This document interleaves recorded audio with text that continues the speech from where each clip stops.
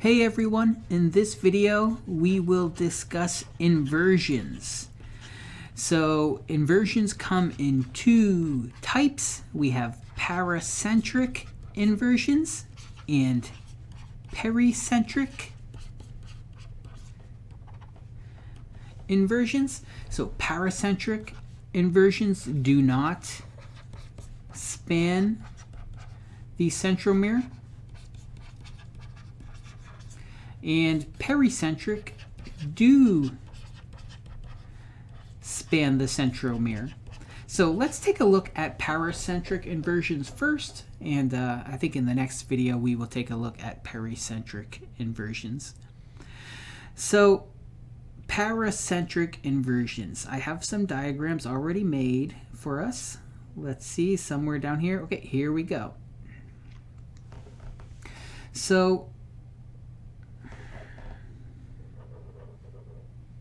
here is a single chromosome over here on the left.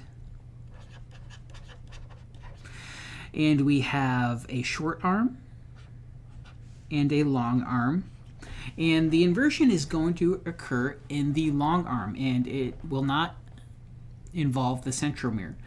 So the inversion, so all these right here, these are segments. These aren't necessarily genes, but segments of the chromosome. And these segments are going to help us keep track of the inversion and what parts of the chromosome are found within the inversion. Again, this is the paracentric inversion we are covering. And I think para means to the side, so to the side of the centromere.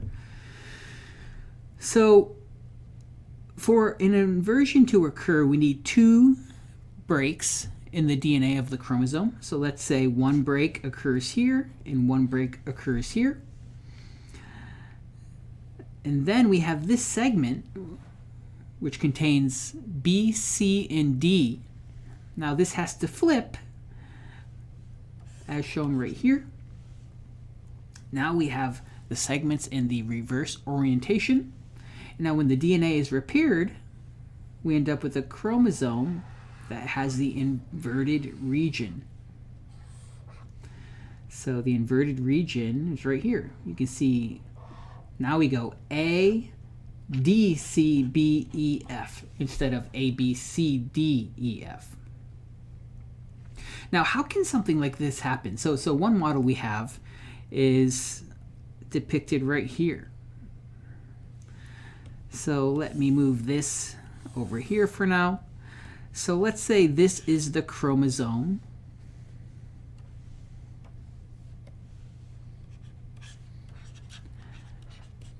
Before the inversion occurs. So we have the P arm and the Q arm, and the Q arm is in some strange structure where it's overlapping, right?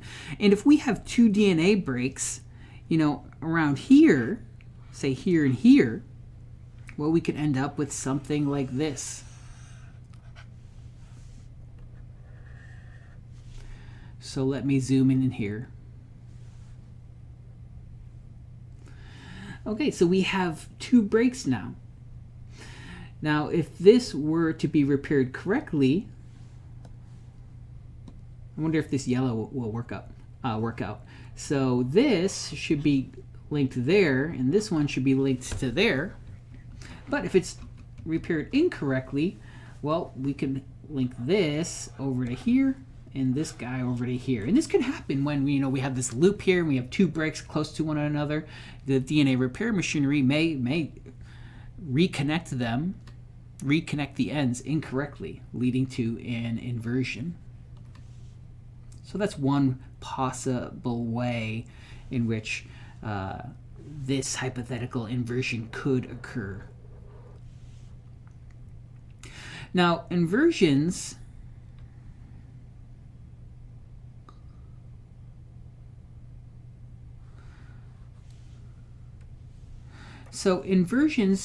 don't necessarily have to result in loss of genetic information, right? Or important genetic information. So as long as the breaks do not occur in a gene, right? So let's go back up here to the other diagram. So as long as these breaks here, 1 and 2, don't occur within important genes, then this inversion might not cause any phenotypic differences from, the non-inverted chromosome. Of course, if these breaks occur within important genes, well, then the inversion can cause phenotypic changes. So one of the main problems, even with an inversion that does not cause damage to critical genes. So here we have the inverted chromosome right here, and the non-inverted chromosome right here. So let's assume these are chromosomes in a human individual, and we would say this human is an inversion heterozygote. Right, so this human has 23 pairs of homologous chromosomes, but for this chromosome right here, one chromosome is normal and one chromosome has a relatively long inversion, right? So this segment right here, that's relatively long. There's probably thousands of genes in there. So again, assuming the inversion doesn't damage the two genes near the breakpoints, all the genes within the inversion should be okay, right? There's no reason to suspect that there's anything wrong with those genes. However, we have a major problem with meiosis, right? So during meiosis, which we've already talked a lot about in this course, the homologous chromosomes must pair and align along their lengths, right, with the similar regions lining up. Now, alignment is difficult between an inverted chromosome and its non-inverted homolog, right? Because, D over here matches way over on this end of the homolog, and B over here, well, that matches over here. So what happens is when these pair, inversion loops form. And here's a factoid. It's thought that humans, over 2% of humans, if we analyze their meiotic cells, we can detect inversion loops in 2% of us. So inversion. So humans have, lots of us have small inversions, and these small inversions don't seem to cause much harm. It's when these inversions get longer that then we can run into problems, as we'll see shortly. So inversion loops form to allow chromosomes without an inversion to align to their homologs that have inversions. Okay, so what does an inversion loop look like? Let's take a look down here. Okay, so here is an inversion loop right here. So let's say these homologous chromosomes are pairing during meiosis. One is not inverted, one has an inversion. The green one has the inversion. And this thing so right here, that's the inversion loop. Okay, so what is this inversion loop? So essentially the inversion loop is forming to allow most of the chromosome to pair, most of the sequences between the homologous chromosomes to pair or to align. So what I'm going to do over here on the right, okay, see this section right here? I'm going to zoom in. This is the zoom in diagram on the right here. Okay, so let's take a look.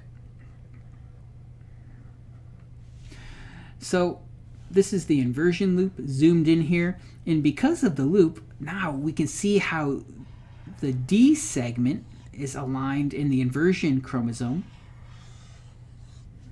is aligned with the D segment of the non-inverted homolog. Same thing for C. And same thing for B. So if this loop didn't form, well, there'd be no way for B to align with B, C to align with C, and D to align with D. So the inversion loop allows these segments to line up during meiosis. This is going to be during meiotic prophase 1.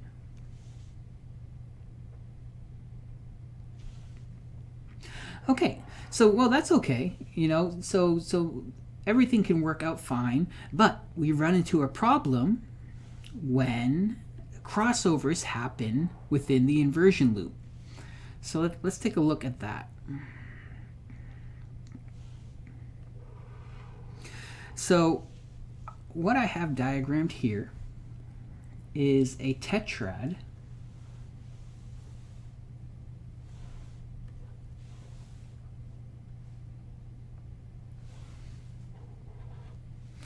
So this is a tetrad during meiotic prophase 1, and we can see a crossover, right? So there's a crossover, a single crossover occurring between intervals C and D in the inversion loop. Now, if we remember from lectures, I believe, was it 6 and 7 and even 8, where we learned a lot about crossovers and single crossovers and double crossovers. So when we're talking about single crossovers occurring between a single pair of non-sister chromatids, now the other non-sister chromatids, they aren't involved in the crossover. So let's say this one right here and this one right here, this one right here, let's say, they are not involved in the crossover. So they're going to be fine. They're going to go through meiosis just fine, as we'll see in a moment. So these right here, and you can follow these if you want. Here's my red marker right here. I'm following it all the way around. Okay, so that is involved. That one's involved in the crossover, and so is this one right here. Okay, so we're going to run into a problem if a crossover occurs in the inversion loop. Okay, so why is that? Let's take a closer look over here so we can see how the crossover is actually forming between interval C and D. So here's interval C of the non-inverted homolog, interval C of the inverted homolog. These are aligned, D's are aligned, and the B's are aligned over here. Now the crossover is occurring between C and D, and we can see, oh, there's the crossover, the physical exchange of DNA. Okay, well that's fine, but at some point, right, the chromosomes need to segregate to the poles during meiotic anaphase 1. So let's take a look at that. So again, this was just the zoomed in diagram of this right here.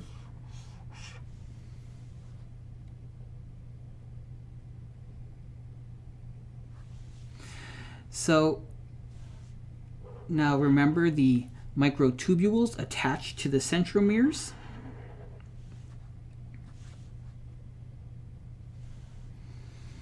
And here are the microtubules going to pull one homolog one way and the other one in the other direction to the other pole. Microtubule.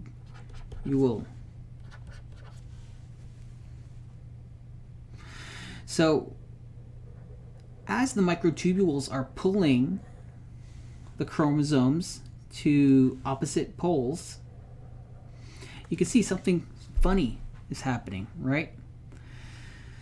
So one thing I wanted to point out, I forgot to point out, so I learned this from our textbook. A nice trick here is we can number the ends of the chromatids to help keep track of what each chromatid is doing during meiotic anaphase when they start to separate. So we're going to bring this one 1, and we're going to follow that all the way over to the end here, and we're going to label that end 1 prime. So this one is 2. The opposite end is going to be 2 prime. So we're assuming the crossover hasn't happened yet with this numbering system. 3 prime, 4 prime. So we have the ends of the chromatids labeled. Okay, then the crossover happens and the chromatids segregate to the poles. So here we have a chromatid that was not involved in the crossover. So it's fine, it's segregating just fine. We have another one that was not involved in the crossover, and that one is fine. However, these ones right here, the sister chromatids, the non-sister chromatids 2 and 4 that were involved in the crossover, we can see that, oh, okay, what happened? Check out this number 2 right here.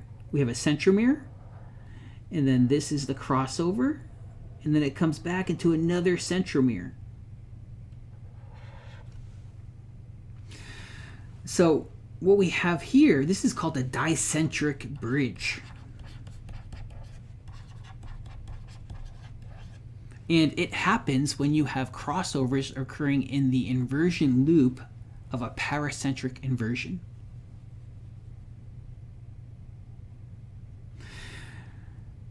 So essentially this chromosome right here, or this chromatid with the dicentric bridge, essentially that dicentric bridge essentially breaks, and then you end up with a damaged chromatid.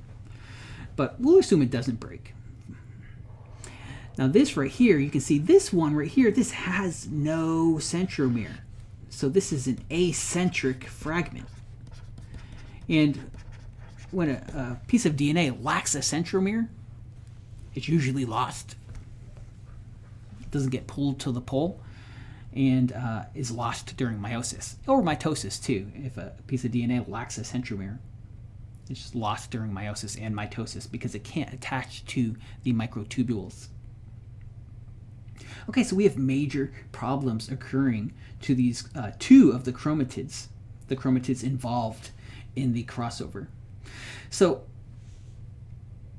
I'm going to neaten this up a bit. And again, so we have some different diagrams, essentially the same, going over the same thing in the notes, which I took from our recommended textbook.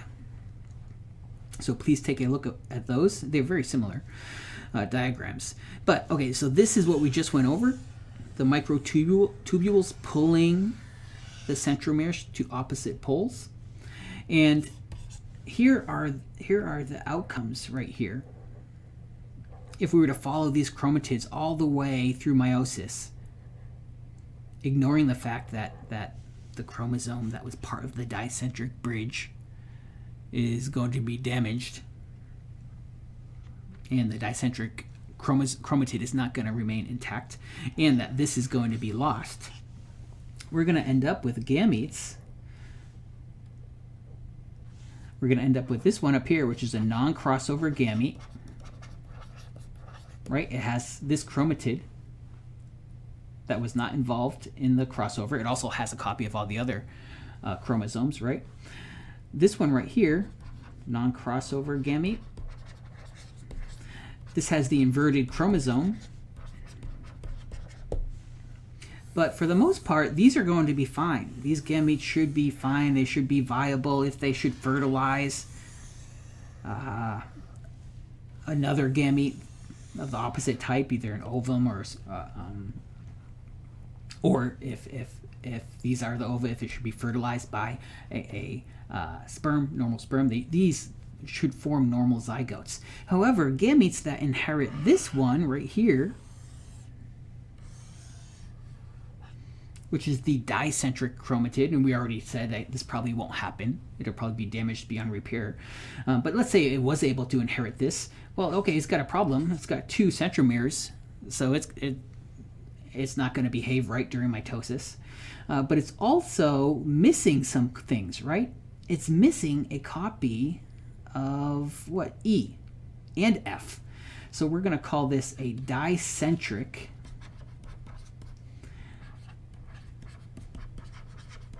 deficient and duplicated. Oh, sorry. What happened? Dicentric deficient and duplicated chromatid. Okay, dicentric because it has 2 centromeres. Deficient because it's missing segments E and F because of the way that single crossover was resolved. It's missing E and F. And it's duplicated for what? Segment A. Okay, so any gamete that inherits that is going to be very unhappy. We call these gametes unbalanced. So I'll talk about that in a moment. So, okay, here's another one right here. This is the acentric. And it is also a duplicated and deficient, a gamete that has duplicated and deficient segments. Okay, I see what's going on here. If I should accidentally go off screen, the image jumps, the diagrams jump. Okay, this one right here is also acentric. It has duplicated segments and deficient segments. Okay, so what does that mean? Acentric, there's no centromere. Duplicated, what does that mean? We have 2 copies of E and F. Deficient, we're missing A. Okay, so essentially, long story short, any gamete that inherits these is probably going to be inviable. Either it's not going to function, or if it should fertilize, be involved in fertilization, the zygote that results from this gamete, gametes that have these chromatids, will probably be inviable. So why? Because they're unbalanced. Okay, so what is an unbalanced gamete? So when we're talking about a diploid organism, an unbalanced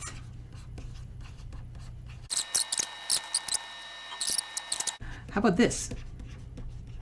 Balanced gamete. A balanced gamete has one complete set of chromosomes with no chromosomal duplications or deficiencies. Okay, so that's what balanced gametes are, and unbalanced gametes are anything, gametes that are not balanced. Okay, I think that worked out okay. So that's paracentric inversions, and now we can see why paracentric inversions can lead to decreases in infertility to those individuals or animals or plants that are heterozygous for paracentric inversions, right? So half of the gametes that came out of this meiosis are going to be non-functional, are likely to be non-functional. Okay, so that's it for paracentric inversions. I'll see you in the next video where we go over pericentric inversions.